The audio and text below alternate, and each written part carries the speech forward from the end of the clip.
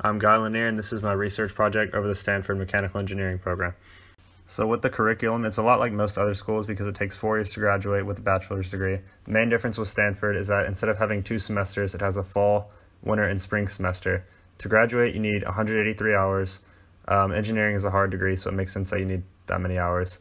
You're required to take around 4 hours of math and science each semester, and around 5 to 6 hours of engineering. The rest is for your electives in classes like English, seminar, etc. And then for the different courses each year, freshman, you take this thing called Think Ways, which is like a class that everybody at Stanford has to take. It's a basic, basically you're studying like school. And then you have to take your Mechanical Engineering 1, you take your first computer science class, you take your first physics, and then you take concepts of mechanical engineering.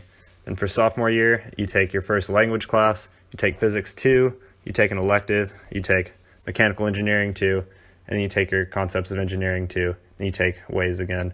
For junior year, you take an elective, you take your first chemistry class, you take mechanical engineering 3, which is actually a double, so you take twice as many hours as you used to. You take your first concentration course, which is basically something that you study inside of your degree that is more of like a focus, so like a certain like career path that you would pick. And then as a senior, you take statistics, mechanical engineering 4, and an elective.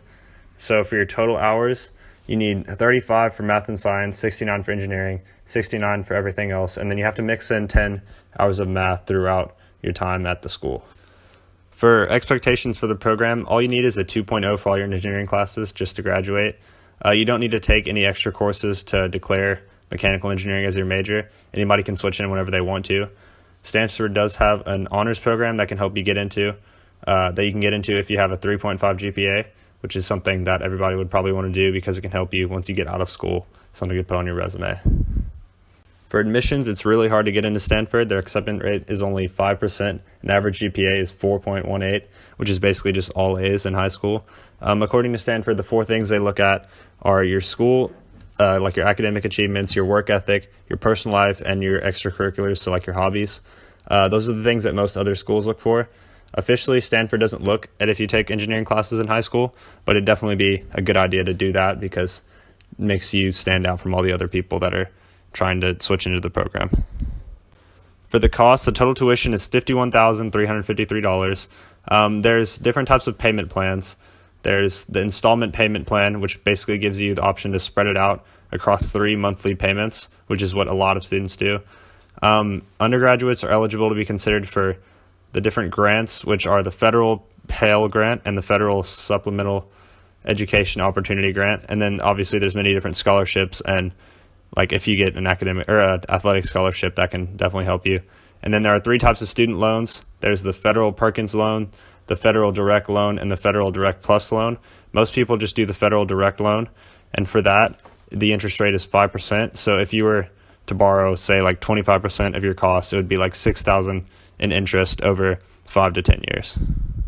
For university life, some of the unique features is its career guidance is something that they really focus on at the school. They have a bunch of different centers, and the facility or the faculty is really involved with it. And then also the facilities are really nice because it's a private school and it costs so much to get into. So like some of the dorms are crazy, and it has 8 dining halls across the whole school.